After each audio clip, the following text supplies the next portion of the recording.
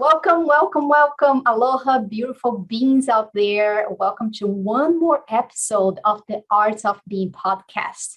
I am thrilled to chat today with this beautiful soul, my friends, and my coach, the one and only one, Samantha Kao. For those who don't know who she is, you will be, that was going to be a gift today. But Sam is an author. She's a professional keynote speaker, marriage coach for women, and licensed marriage and family therapist, and my inner Mosaic coach. I'm actually studying to be certified on this inner Mosaic coach, and I love, love, love. I'm finding myself so many things inside of myself that are like, whoa, what is this? So fantastic. I welcome Sam. Thank you. It's such an honor to be here again. And I love having these beautiful conversations with you. So looking forward to this one. Yes. And today I really would like for us to go into your journey, how you became such an amazing coach and a very spiritual being at the same time, because you came from a profession, a therapist that has a lot of rules and regulations that you have to follow. And then you became a coach. So when did you start getting deeper or studying your spirituality? Tell us how this journey was. Yeah, thank you for asking. Yes, so I do have I have formal training as a therapist, a marriage and family therapist. I was very fortunate that my instructors were quite spiritually open as well. So that helped me to integrate some of the learning that I was going through. But really, what kick-started my spiritual journey was my marriage. Just being on the brink of divorce, really, I mean, my marriage, I say my marriage, but there was a lot of other things going on at that time. My husband and I were not doing well. We were high school sweetheart, had our daughter right out of high school, so we were young. And then at that time, say around the same time, my husband almost lost his foot in a work accident. I had a heart condition that I was diagnosed with, supraventricular tachycardia, had to get cauterization. It's called an ablation in my heart 52 times. That was while I was awake. My grandmother Wow. almost passed, who was my matriarch. She was my matriarch in our family. She flatlined and she was on life support. We almost lost her. My daughter had to go, she had a hernia, like she had to go into surgery. The list can go, like the list just goes on and on. I was, just graduating from my master's degree, working in a substance abuse treatment center, found out my cousin was a resident there. As I was transitioning in, he was transitioning out. Like there was just so much going on in our family and in our lives that and up until that point, I didn't have a spiritual path, a guidance system. I did grow up Christian, I guess you could say, because my mom identified as Christian. We went to church on holidays, but I didn't resonate with the religion because I saw people act one way in church and then act another way outside of church. And I was like, this is not okay. So I'm like, I'm not that. I am not that. So I didn't align with any religion. But when basically life was just telling me something has to change. And I was finally at a point of, there must be something greater out there. Like, what the heck is going on? I felt so just broken and at a loss for what to do going forward. So I went in, right? And I went deep into the spiritual realm. I found some mentors, which was really cool. I dabbled first in kind of the metaphysical world where there's tarot cards and oracle cards and crystals and angels and psychics. I just, at that point in my life, was so desperate that I needed to talk to a psychic to tell me what was going on and at least to give me some foresight. And that was when, I got some good news and I got some bad news. And when I got the bad news that I was going to be divorced by the end of the year, my youngest daughter was going to become a drug addict like my husband, there was some major news that I was like, absolutely not. I was like, no, thank you. I do not accept that. I do not accept that. Cancel. So, which I didn't know about before. But I had a couple of different psychics tell me very similar things. And I realized later that they were reading my current energetic path. And what I discovered after that was I do have dominion over my life. I have a choice. I can choose my life path and I have free will. But that was along a very lengthy spiritual journey that I was on to discover that. But that was kind of like the entryway. Long answer, short question. And how did you deal with, I love that you went in, right? Because at that point, a lot of people actually, when they get to the point that they lost all the hopes and they're suffering, they go outside to find things to numb themselves from the physical and mental pain that they're having and all the issues that they're currently. So I love that you said, instead of going outside and numbing yourself and getting distraction, right? You went in, and that's when you found the answers. And you talked about you grew up in background of Christian. How did you deal with that when you start exploring this spiritual side of you? Yeah, well, okay. So I just want to back up a little bit. I didn't not go out at first. I ran out of things to search for, especially because drugs and alcohol weren't, I just saw destruction and I knew what it would cause for me. But that doesn't mean I didn't have shopping addiction. I didn't blame everybody else around me. Like, I totally did that before I went in. So just wanted to presence that. I wasn't perfect. It wasn't a perfect process. Good. Thank you for clarifying that. And your question about, dealing with the spiritual realm amongst my family, my Christian family, I just kept it a secret. Like, it really I couldn't tell too many people. I felt it was a lonely road to begin with, but it felt even lonelier after, because I would bring something up and my family would be like, what are you doing? Witchcraft? Like, what's that? Or I would mention tarot cards or crystals and like, what are you creating? A potion? Like, what are you trying to do? Be a psychic? And there's so many misconceptions around all of these divination tools, right? These beautiful little, I don't know, I think they're just tools to help tap into an intuitive side of your nature.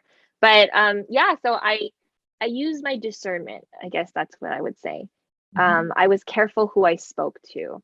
And once I found people that understood me, there was like such a breath of fresh air that I was like, I can talk to you like this and you're not going to judge me? What? Yeah.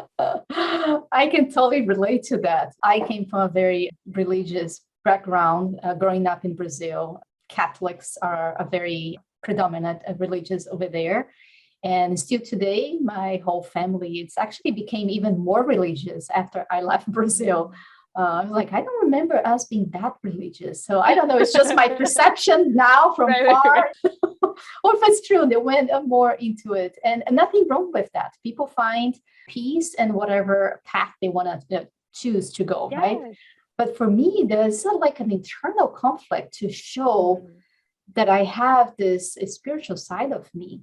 And even like in my business, when I became life coach, I was doing another work that was like, I cannot tell that part, those business owners, that very corporate world, I cannot show them what is this other side of me. So I needed to hide. And I totally can relate to you in being lonely, because I was choosing like, who can I talk about what I'm discovering without the person looking at me thinking, there's something wrong with you. You're going cuckoo. I need to turn you in.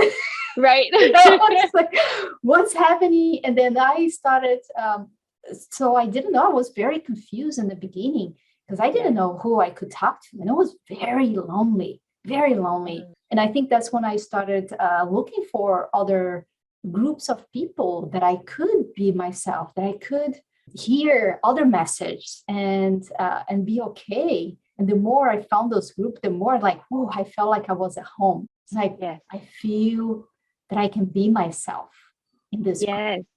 with those people, right? But I'm not 100% out of the closet. I'm telling you. Not 100%. Yes. I still have I can relate. I can relate to that there is some fear, up until now around judgment, a fear of persecution, a fear of ridicule, and really taking away our credibility because of the things that we believe in.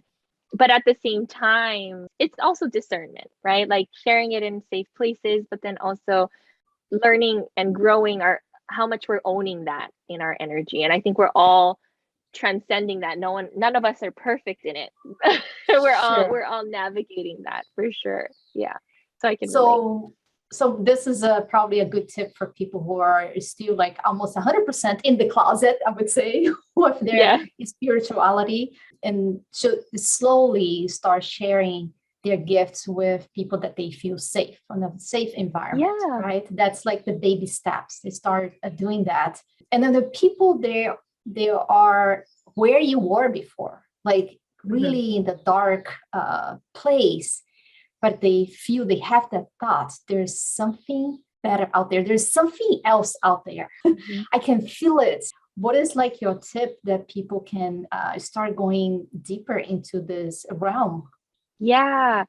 I think one of the things that I hear a lot, and this is again, like, as we're talking about like being in the closet and coming out and stuff like that, one of the things that I do not openly to the whole public, but I do help guide people in navigating their gifts. Like I love helping people do that, to really open themselves up to their spiritual gifts. But one of the things that I hear frequently from many of my clients is, I'm scared to open a can of worms that I won't be able to close. So there's a lot of fear in that they'll dabble in something that is so unknown that they won't be able to shut the door if they get too scared, or if they let something out too powerful. And so I don't know why that intuitively came through, but I think my message to everyone who's listening, who feels like they have a gift within them or they have more potential than they've been expressing, is that it's okay. Like it's safe. There are people like Patty and myself who have just taken a few steps ahead of you, understanding how to really pull this out of you. And the one thing that I always discern is that, is it coming from a place of love or a place of fear? And really, we get to choose what frequency we want to operate from. So if you're navigating your gifts from a place of love and curiosity and genuine just fun and joy, there is nothing in the world that you can unlock that's going to be evil or dangerous or bad or dark, whatever that is. Like if you are coming from this loving place and joyful and playful place, I promise you, you can do no harm and no bad and will come to you. If you're coming from a place of fear, I believe that whatever you believe will be your truth, will be your reality. So if you're dabbling with things that are scary to you and that are really dark and somewhat dangerous and evil, sure, you can call that into your life. But just know that if you're really just coming from this loving curiosity, there's nothing that will harm you. There's nothing that can do you or your family wrong. And that's something that I needed to hear when I was on that journey, because I was scared of hurting people or myself, right? Wow. So I don't know if that answers your question, but that's what came through. Yeah, that's that came through. That needs to be said. And then it's interesting because something that scared me, and I haven't told, actually probably like less than a handful of people, that I did ayahuasca last year.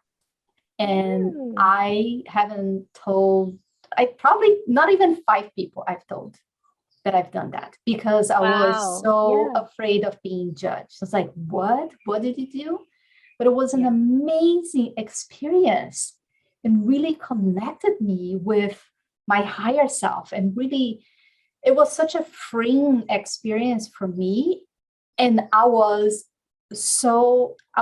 hesitating for the longest time until one day I said, yes, I want to do this. And then I could see before was fear, and I didn't do it. And then immediately I said, I'm ready. And I came with no fear whatsoever. And my experience was beautiful. And not a lot of people over there in that group, it was a beautiful experience. Just so you know. So maybe that person came into the group and it came with a lot of fear. Who knows, right? I can totally see that now. Exactly. And that's the key, I believe. And that's just my personal belief.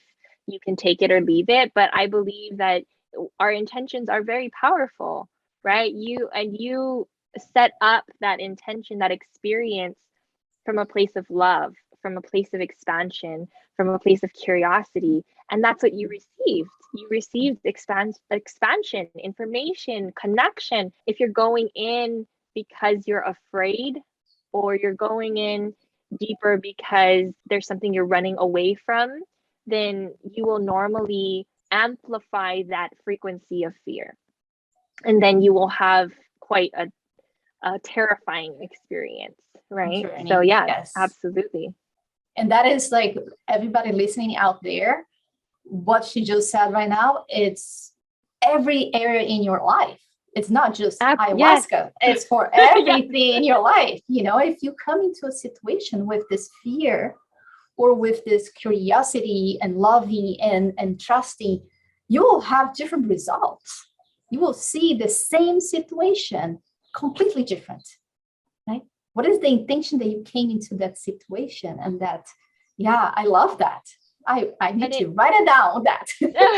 Well, what pops into my mind is literally the title of this podcast, The Art of Being, because it really is, who am I being in every and any given moment in life? And that beingness will be the attractor field for my experience. Yes. So again, when we could be talking about spirituality, we could be talking about physical health, we could be talking about mental health, or just your love life in general. We could be talking about any of those things, and or your success in your career. And it's who we are being, how we are showing up, the energy and the frequency that we're coming from, that really determines our results and the things that we are calling into the physical form.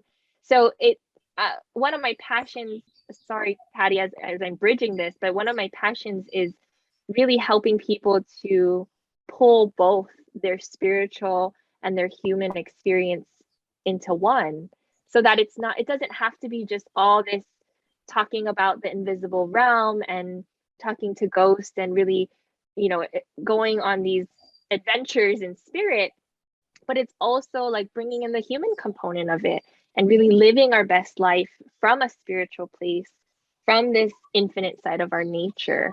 And I love that. And I just love that that's what you named your podcast, because that's the key, like right there is in the name.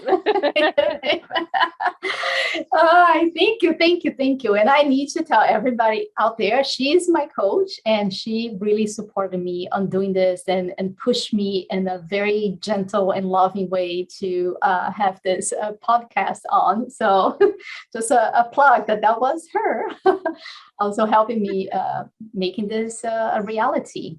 As you were talking about, and this is my podcast, so I don't care if it's 30 minutes or if it's more than that, we're going to, sorry, but we're going to probably pass, because what I came to when you're talking about these two things, right? Your spiritual side and your non-spiritual side, and bringing and integrating that as one. So it's your being, your inner mosaic does that. It just came to me. You teach us. And tell us about that. Yeah, well, I love using, analogies and imagery to help describe people's experiences. And one of the things that came through one day when I was talking with my daughter, looking for a new name because I used to call this shadow work, which made people scared. And I really wasn't trying to make people scared. We came to the name of inner mosaic because we each of us have different parts of ourselves that were created over our lifespan. And if you really want to take it into the spiritual realm, was also created in past lives. But in this lifetime, right, we have different imprints or impressions that were made by these strong emotional impacts or events in our lives. And as these personas were birthed and born through each experience we've had, and it doesn't have to be traumatic, it can be happy, it can just be a significant memory in your life, they make up who we are today. That's our inner mosaic, the different parts of us create a beautiful mosaic of Samantha KAAUA today, of Patty Hoyt today, right? And when we're talking, since we're getting into that spiritual side of our nature too, I like to see like the pieces of a mosaic, right? Like the glass, or if you're I'm talking about an actual mosaic right now. You see all the different glass pieces or ceramic pieces that are they're all separate, right? There's all these little shattered pieces, but the glue to put it all together is your spiritual side of your nature. That is the connecting thread. That is the golden thread that runs through every part, every persona that was formed is your spiritual being, right? And I think that is the glue to pulling all the pieces together and ending up with this masterpiece of a mosaic. So that's my metaphorical explanation of inner mosaic. Wow. Oh my God, this was amazing. So are they spiritual? Is the glue? Oh my God, as you were explaining, you're so good in explaining things. You have this talented on really putting a picture in our heads. I completely envision and visualize this mosaic in front of me with all the pieces and with the glue, and imagining that that's my spiritual being going all over and bringing everything together. It just pulls it all together. Yes. Wow, I got you. So I know, me too. So you were actually, for those of you. Yes, that's true. That chill means confirmation. So you are now teaching other coaches how to use that in their own lives and as well as in their practice. Yes. Because I'm one of them. I'm one of Yes, you are. Yes, you are. I do. I have a founding cohort that I am teaching over the course of the year, how to use this modality and really integrate it into their lives, but then also into other people's lives. Because the true goal of this modality that I created is something that each and every one of you can do for yourself. It's not something that what I want for this movement, even if I could call it that, is that we each have this tool. I think it's a tool that we can use at any given moment in any situation or scenario that allows us to ground ourselves and really present ourselves in the way that we want to be, in the way that we want to show up in the world, so that we can continue to create the results we want. And as I'm just to go into more of the psychological side or the foundation of where this is all coming from. Some people would call it, inner child work, but it dabbles in that because we are going back in time and looking at a persona that was created, a younger version of yourself. Other people would say, oh, you're doing parts work. So internal family systems is something that I absolutely love and I studied while I was in grad school. So there's a part of that comes into play here as well. But the reason why I call it inner mosaic as opposed to just inner child work or internal family systems, or there's all these other modalities that are a part of me through my history, through my work, is because the way that I pull it into the here and now, and we use it in the split second of the moment to apply change, is a little different than everything that I've learned up until now. it's not just for understanding. It's not just for awareness. It's for literally changing your behavior in that moment. There's like a hint of CBT in there. So it's claiming that this modality is necessarily mine because I birthed it. Like, I'm saying that it's in the inner mosaic modality is a mosaic in and of itself of all the teachings that I've had in my past. So it really, I take no credit for what I've learned along the way, but I love how it's created this opportunity for me to create my own mosaic and share it with the world, essentially. Yeah. Yes. Awesome. Yes. Awesome. Look at this. We are going to finish. We're doing well. Yeah. We're doing well. Is there anything else that you want to say that I haven't asked you or brought up? Anything that you want to say?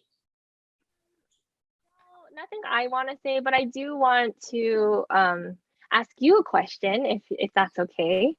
Oh, me? Yes. Okay. Yeah. I mean, I would love to hear your advice, your take on, what people can do on their spiritual journey, because you and I both have had our own separate spiritual journeys to get to where we are today. And I feel like we've navigated that differently, even though we ended up kind of in a very similar place.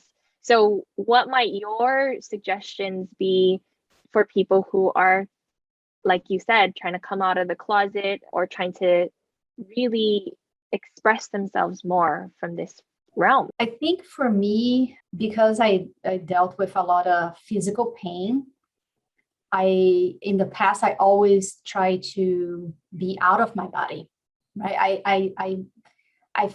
I saw myself with different parts. So there was my physical body that I always wanted to disconnect from because it was painful. So I didn't want to be there. And then there was my mind. That was another part. Like, I was not talking about one being. I was not one being. And when all those parts were suffering, and I didn't want to bring them together because I thought it was going to be even more painful. But the answer was that. It's when I cut all of those pieces into one body, mind, and spirit. That's when I start feeling different things. And that's when my pain start going away. That's when things start getting clear about my life. It's like, whoa, for so many years, I avoided being in my body, and I was looking for things outside of me.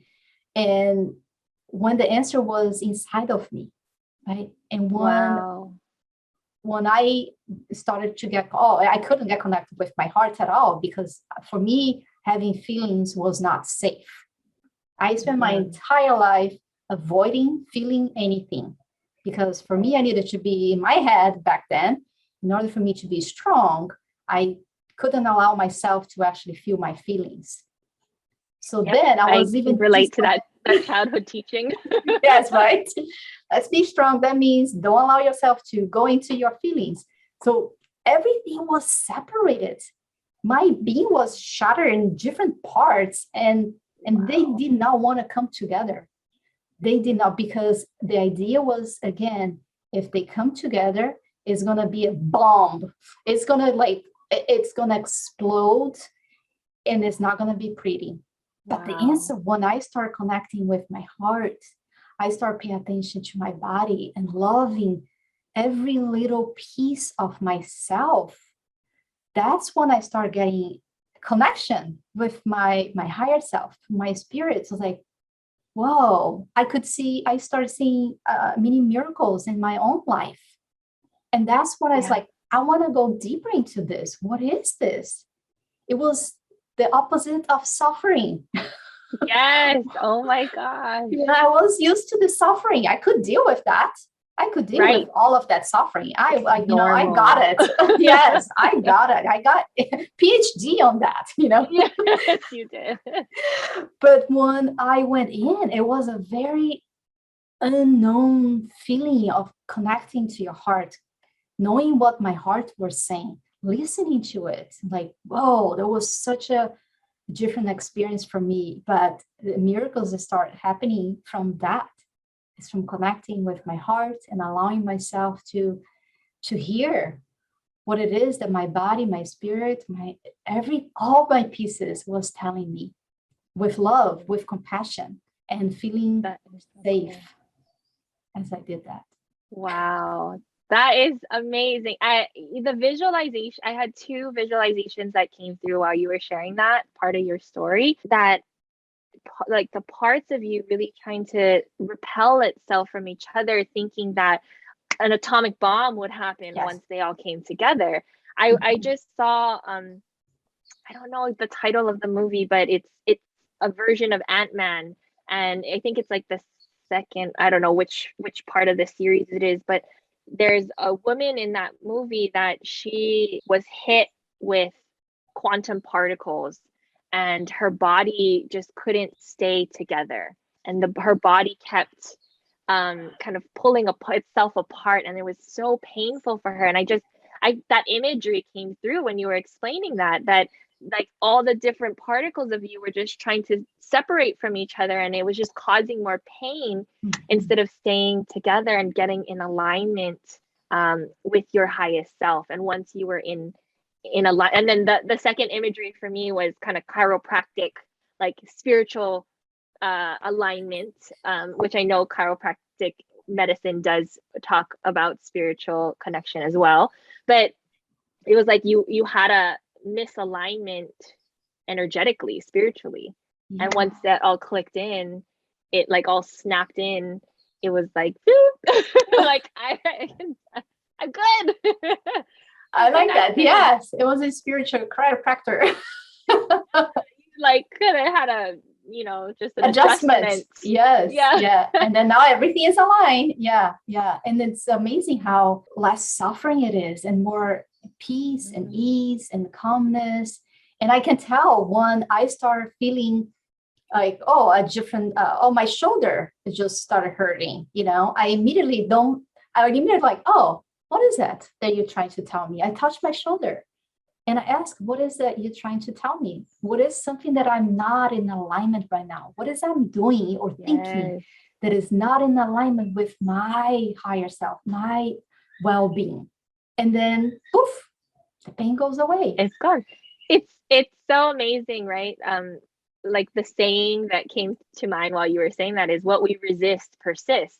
So we think that, when we feel pain, we're like, oh, just ignore it, like just don't listen to it. But we're resisting the pain. We don't want to feel it. So we push away from it, and then it gets louder because it's like, I'm trying to tell you something. Like, can you listen to me? Right? And so like Yes. as soon as we listen, it speaks to us, and we're like, oh yeah, okay, like whatever the message might be, where, oh, you're putting too much weight on your shoulders right now, you need to let something go. Or it could just be, when it's shoulder, it could mean anything as far as what you have. Maybe it's an old wound of when you play baseball or a sport or something, and it's taking you back to that moment. But whatever the message is, if we're not listening, it will continue. Yes, it will get bigger. Yeah, the signal comes like louder and bigger and louder and bigger until you listen to it. Absolutely. And I can attest to that because I did not I remember when somebody told me, oh, you need to sit with the pain. You need to talk to the pain. I swear I wanted to punch that person. I was like, are you freaking kidding me? This is excruciating pain.